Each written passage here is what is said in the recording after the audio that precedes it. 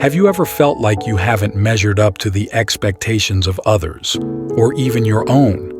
Jesus shared a powerful story that tackles this very issue and reveals a surprising truth about how God sees us. Let's dive in. Brothers and sisters, today I want to focus our attention on a story told by Jesus Christ himself, a story about two men, a Pharisee and a tax collector, and the surprising way their prayers were received. In those days, Pharisees were known as the spiritual elite. They were meticulous in their observance of religious laws, making them highly respected figures within their society. Tax collectors, on the other hand, were despised for their collaboration with the Roman oppressors and were often seen as dishonest and greedy. Jesus sets the scene. Two men went up to the temple to pray. The Pharisee, filled with self-assurance, stands tall and thanks God that he is better than most, not grasping, unjust, adulterous like the rest of mankind. He even singles out the tax collector standing nearby as someone he's definitely superior to. With pride, he lists his spiritual accomplishments, fasting twice a week, meticulously paying his tithes. Meanwhile, the tax collector stands at a distance, a heavy weight hanging over him. He knows he's far from perfect. He doesn't even dare look upwards, but instead, in anguish, beats his breast and cries out, "God, be merciful to me, a sinner." Here's the twist that challenges our expectations. Jesus tells us that it's the tax collector, the one burdened by his sin, who finds right standing with God.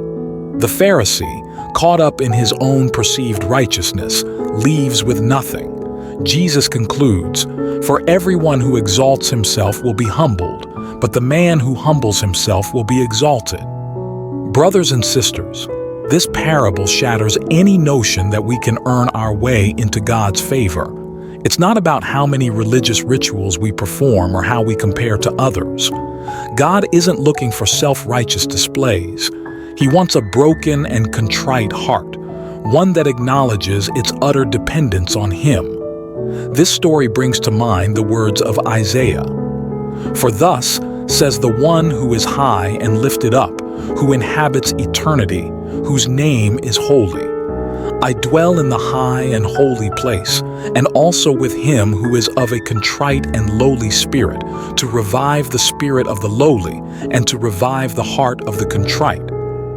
It is in humility that we find our true connection to God. What a liberating message. It's not about striving to appear perfect, but about coming to God just as we are, flaws and all. So the question remains, how will we approach God? Will we come burdened by our shortcomings, ready to cast ourselves upon His mercy? Or will we try to impress Him with our own righteousness, inadvertently building a wall between ourselves and His grace? Let us learn from the tax collector. Let's set aside pride and comparison. Let us approach our Heavenly Father with honesty about our brokenness and a deep desire for His transforming touch. For it is in those moments of raw vulnerability that we experience the profound and life-changing power of His forgiveness.